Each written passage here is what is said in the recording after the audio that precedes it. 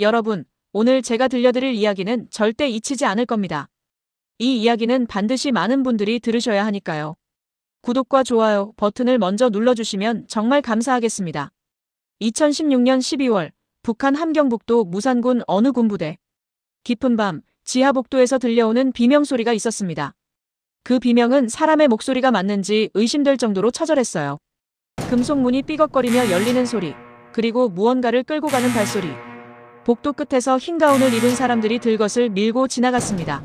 들것 위에는 군복을 입은 청년이 실려 있었는데 그의 눈은 이미 초점을 잃은 상태였어요. 그날 밤 병사 숙소 침대 위에서 몸을 떨고 있던 한 남자가 있었습니다. 바로 리강철, 당시 29살의 북한군 9년차 하사관이었죠. 그는 방금 전 군의관에게서 청천벽력 같은 통보를 받았어요. 동무는 내일부터 특수의학연구에 협조하게 되었소. 그 한마디에 강철의 인생은 완전히 무너지기 시작했습니다. 군 내부에서는 모두가 알고 있는 소문이 하나 있었어요. 한번 그곳에 들어가면 살아서 나오는 사람이 없다는 것. 강철은 자신의 떨리는 손을 내려다보며 생각했습니다. 나는 이제 끝난 건가? 창밖으로 보이는 철조망 너머 압록강의 어둠이 그를 향해 손짓하고 있었어요. 내가 군의관실 문을 열고 들어갔을 때 안에서는 이미 2명의 군의관이 서류를 펼쳐놓고 기다리고 있었습니다. 그중 한 명이 나를 보더니 무표정한 얼굴로 말했어요. 리강철 동무 앉으시오. 나는 긴장한 채로 의자에 앉았어요. 뭔가 좋지 않은 예감이 온몸을 감쌌습니다. 군의관은 천천히 서류를 넘기더니 입을 열었죠. 동무는 건강 상태가 매우 양호하고 특별한 지병도 없소. 그래서 상부에서 동무를 특수의학 연구 대상자로 선정했소. 그 순간 내 심장이 멈춘 것 같았어요. 특수의학 연구. 그게 뭔지 정확히 알 수는 없었지만 군 내부에서 떠도는 소문들이 머릿속을 스쳤습니다. 병동 지하에서 들려오는 비명, 한번 들어가면 다시는 부대로 돌아오지 못하는 병사들. 그게 무슨 연구입니까? 내가 떨리는 목소리로 물었지만 군의관은 그저 차갑게 대답했을 뿐이에요. 자세한 건 알 필요 없소. 내일 아침 6시에 제3병동 입구로 출두하시오. 개인 소지품은 일절 가져올 수 없소. 나는 그 자리에서 더 이상 아무 말도 할 수 없었어요. 군의관실을 나서는 내 다리는 후들거렸고 복도를 걷는 동안 주변의 모든 소리가 멀게만 들렸습니다. 병사 숙소로 돌아오는 길, 나는 계속 생각했어요. 왜 하필 나인가? 무슨 기준으로 선발된 건가? 그날 밤 잠을 이룰 수가 없었습니다. 침대에 누워 천장만 바라보며 온갖 생각이 머릿속을 휘저었어요. 내 옆 침대에서 자고 있던 동료들의 코 고는 소리가 들렸지만 나에게는 그것마저 비현실적으로 느껴졌죠. 새벽 4시쯤 되었을까요? 나는 몰래 침대에서 일어나 창가로 갔습니다. 창밖으로는 어둠 속에 철조망이 보였고 그 너머로 압록강이 흐르고 있었어요. 저 강만 건너면 중국이고 중국만 건너면 자유가 있다는 걸 나는 알고 있었습니다. 하지만 그곳까지 가는 길은 지뢰밭이고 초소마다 총을 든 경비병들이 지키고 있었죠. 탈출. 할 수 있을까? 그 생각이 처음 떠올랐을 때 나는 스스로도 놀랐어요. 9년 동안 충성스러운 군인으로 살아왔던 내가 이런 생각을 하다니. 하지만 내일 아침이 되면 나는 제3병동으로 끌려가야 합니다. 그리고 그곳에서 무슨 일이 벌어질지 살아서 나올 수 있을지조차 알 수 없는 상황이었어요. 아침 6시, 나는 군복을 단정히 입고 제3병동 앞에 섰습니다. 건물은 부대 구석진 곳에 위치해 있었는데 평소에는 접근이 금지된 곳이었어요. 입구에는 2명의 무장 경비병이 서 있었고 그들의 표정은 차갑고 무감각했습니다. 한 경비병이 나를 확인하더니 문을 열어주었어요. 문 안쪽으로 들어서는 순간 나는 이상한 냄새를 맡았습니다. 소독약과 무언가 탄 듯한 냄새가 섞여 있었죠. 복도는 길고 어두웠고 형광등이 깜빡이며 불안정한 빛을 내뿜고 있었어요. 안내를 맡은 간호원이 나를 복도 끝으로 데려갔습니다. 걸어가는 동안 양쪽으로 늘어선 방문들 사이로 이상한 소리들이 들려왔어요. 누군가 신음하는 소리, 금속기구가 부딪히는 소리, 그리고 낮게 깔리는 비명소리. 저기, 안에 뭐가 있습니까? 내가 떨리는 목소리로 물었지만 간호원은 고개도 돌리지 않고 계속 걸었어요. 말하지 마시오. 그냥 시키는 대로만 하면 돼요. 복도 끝에 도착했을 때 나는 대기실로 안내받았습니다. 그곳에는 이미 5명의 병사들이 앉아 있었어요. 그들의 얼굴은 모두 창백했고 눈빛에는 공포가 가득했습니다. 나는 빈자리에 앉았고 옆에 있던 한 병사가 작은 목소리로 속삭였어요. 형님, 우리 여기서 어떻게 되는 겁니까? 나는 대답할 수 없었어요. 나도 모르니까요. 하지만 내 안에서는 점점 확신이 자라고 있었습니다. 이곳은 정상적인 의학 연구시설이 아니라는 것.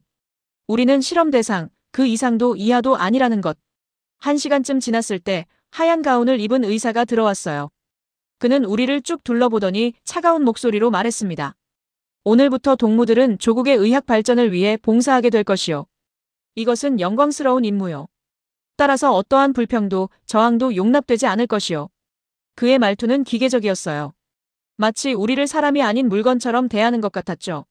의사는 계속 말했습니다. 첫 번째 대상자부터 차례로 검사실로 들어오시오.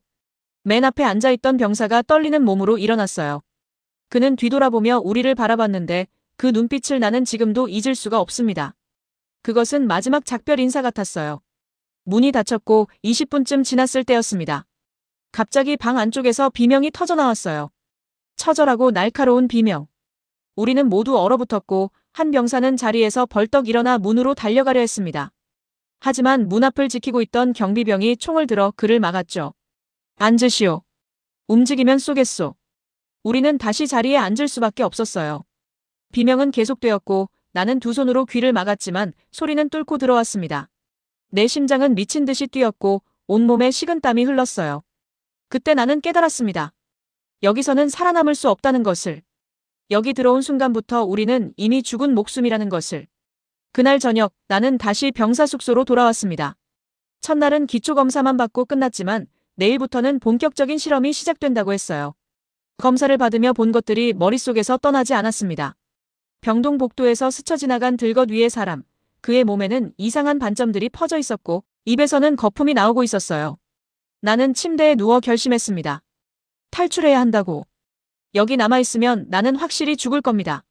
하지만 탈출을 시도한다면 적어도 살 가능성은 있어요. 0.1%의 가능성이라도 잡아야 했습니다. 부대 배치도를 머릿속으로 그렸어요. 9년 동안 이 부대에서 근무하며 나는 구석구석을 알고 있었습니다. 초소 교대 시간, 경비병 순찰 루트, 철조망의 취약 지점. 모든 것을 기억해냈어요. 가장 큰 문제는 압록강이었습니다. 지금은 12월 중순, 강은 완전히 얼어붙어 있을 겁니다. 하지만 강을 건너기 전에 지뢰지대를 통과해야 하고 철조망을 뚫어야 하고 추격조를 따돌려야 해요. 한 가지라도 실패하면 나는 그 자리에서 죽습니다. 다음 날 새벽 3시, 나는 조용히 침대에서 일어났어요. 동료들은 모두 깊은 잠에 빠져 있었습니다. 나는 군복 안에 여분의 속옷을 껴입고 작은 칼 하나를 허리춤에 숨겼어요. 그리고 마지막으로 어머니가 주셨던 낡은 사진 한 장을 주머니에 넣었습니다. 어머니, 죄송합니다. 하지만 저는 살아야 합니다. 숙소 문을 열고 복도로 나왔을 때 다행히 주변에는 아무도 없었어요. 야간 당직병은 저 멀리 초소에 있을 시간이었습니다. 나는 어둠을 따라 건물 뒤편으로 이동했어요.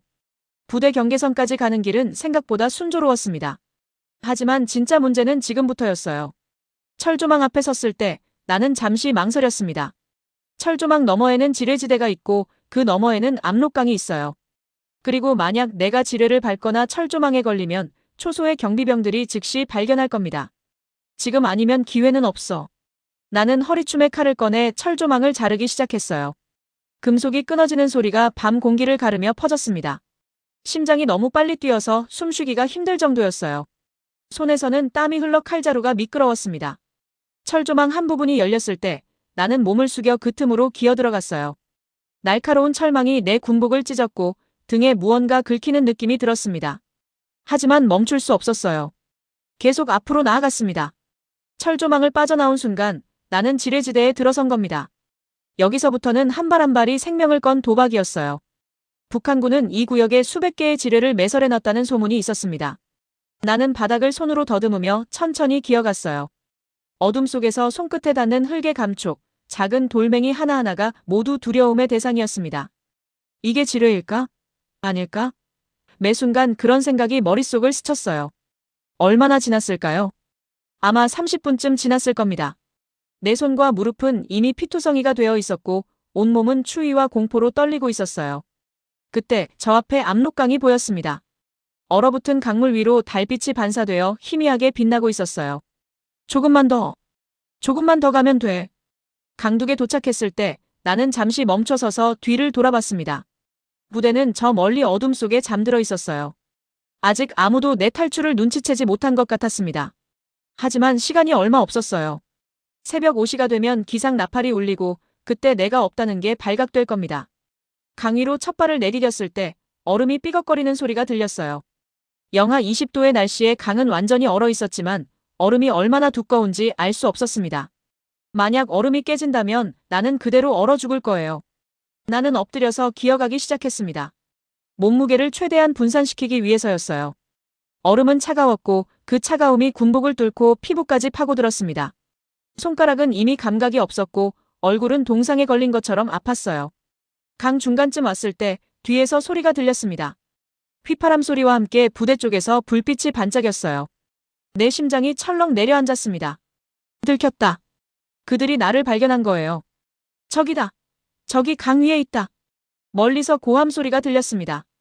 그리고 곧이어 총성이 울렸어요. 탕! 탕탕! 총알이 얼음 위로 날아와 내 주변에 박혔습니다. 얼음 파편이 튀어올랐고 나는 본능적으로 몸을 더 낮췄어요. 빨리! 더 빨리 가야 해. 나는 미친 듯이 기어갔습니다. 팔과 다리를 움직여 앞으로만 나아갔어요. 총성은 계속되었고 총알은 점점 더 가까이 떨어졌습니다. 한 발은 내 왼쪽 어깨 바로 옆 얼음에 박혔어요. 조금만 더 가까웠으면 나는 맞았을 겁니다. 뒤에서는 추격조가 출동한 것 같았어요. 여러 명의 발소리와 고함 소리가 들렸습니다. 그들도 강 위로 나오려는 것 같았죠. 하지만 나는 돌아보지 않았어요. 그저 앞만 보고 계속 기어갔습니다. 얼음 아래로 강물 흐르는 소리가 들렸어요. 얇은 얼음층을 통해 물소리가 전해졌습니다. 제발 깨지지 마. 제발. 나는 속으로 계속 기도했어요. 그때였습니다. 끼익하는 소리와 함께 얼음에 금이 가는 걸 느꼈어요. 내 오른손 아래쪽 얼음에서 가느다란 선이 퍼져나가고 있었습니다. 공포가 온몸을 휘감았지만 멈출 수는 없었어요. 나는 재빨리 몸을 옆으로 굴려 금이 간 부분을 피했습니다. 총성은 계속되었고 뒤에서는 추격조의 목소리가 점점 가까워지고 있었어요. 멈춰라. 멈추지 않으면 쏜다. 하지만 나는 멈출 수 없었습니다. 멈추는 순간 나는 죽으니까요. 중국 쪽 강둑이 눈앞에 보이기 시작했습니다.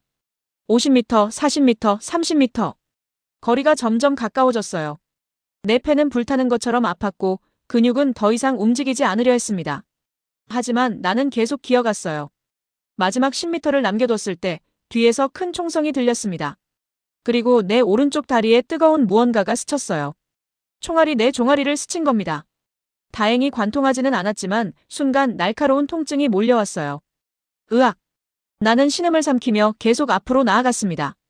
피가 흘러 얼음 위에 빨간 자국을 남겼지만 멈출 수 없었어요. 마지막 힘을 다해 강둑으로 기어올랐습니다.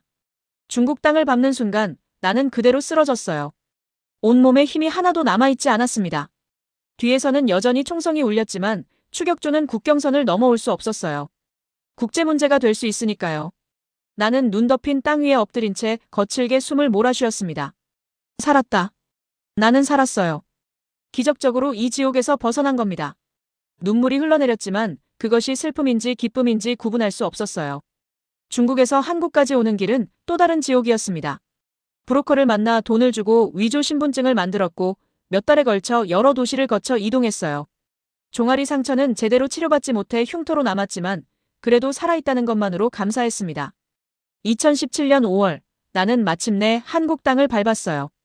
인천공항에 도착했을 때의 그 느낌을 어떻게 설명해야 할까요? 자유의 공기를 처음 마셨을 때 나는 정말 살아있다는 걸 실감했습니다. 하나원에서 적응 교육을 받는 동안 나는 국정원 조사관을 만났어요. 그들은 내 탈북 경위에 대해 상세히 물었고 나는 모든 것을 털어놓았습니다. 생체 실험 시설의 존재, 그곳에서 내가 본 것들, 비명소리, 들것 위의 사람들. 조사관은 내 증언을 꼼꼼히 기록했어요. 그리고 며칠 후 그들은 나에게 말했습니다. 리강철 씨, 당신의 증언은 매우 중요합니다. 북한군 내부의 생체 실험 실태에 대한 직접적인 증거가 될 수 있어요. 나는 고개를 끄덕였습니다. 그리고 물었어요. 그곳에 아직도 사람들이 끌려가고 있나요? 조사관은 무거운 표정으로 대답했습니다. 네.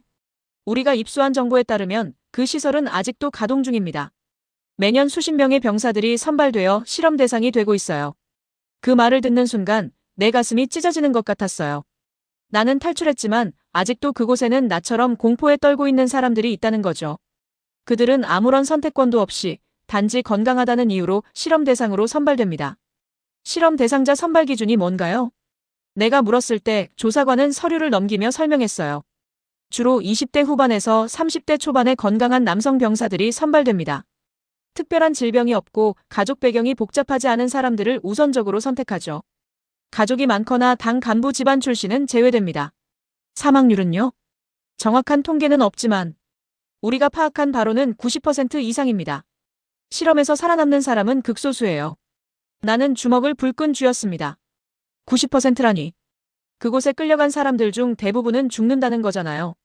그들은 조국을 위해 복무하던 군인들이었는데 정작 조국은 그들을 실험용 쥐처럼 취급한 겁니다.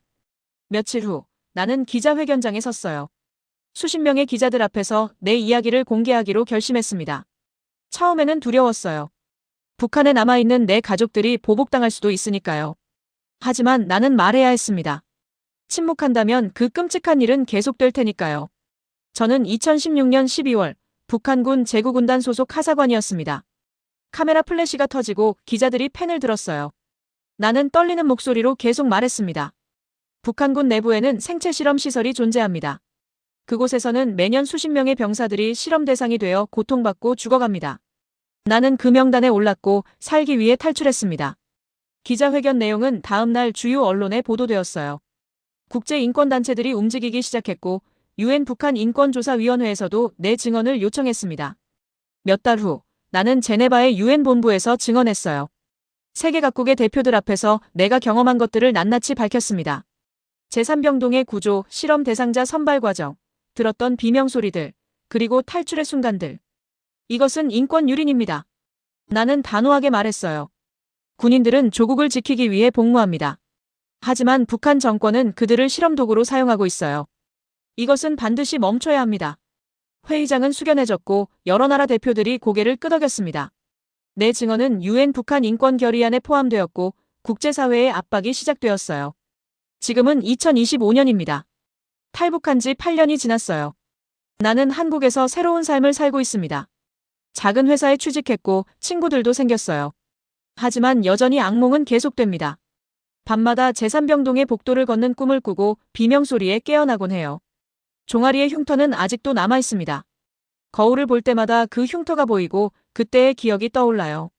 압록강의 얼음, 총성, 그리고 필사적으로 기어갔던 그 순간들. 가끔 나는 생각해요. 내가 탈출하지 않았다면 어떻게 되었을까? 아마 지금쯤 나는 이 세상에 없었을 겁니다. 제3병동의 어느 차가운 방에서 이름 없는 숫자로 기록되어 사라졌겠죠. 하지만 나는 살았어요. 그리고 증언했습니다. 내 목소리가 작을지라도 진실은 결국 세상에 알려졌어요.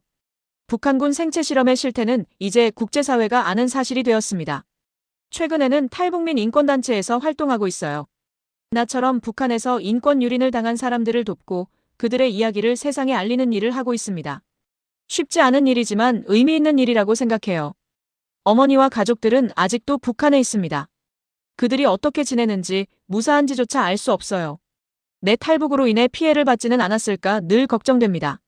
하지만 언젠가는 다시 만날 수 있을 거라고 믿어요. 통일이 되면 아니면 어떤 방법으로든 다시 만날 날이 올 거예요.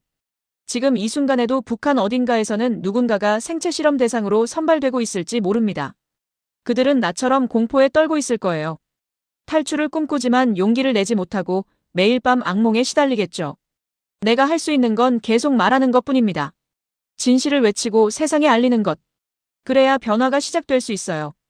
국제사회의 압력이 커지면 언젠가는 그 끔찍한 시설이 문을 닫을 수도 있을 겁니다.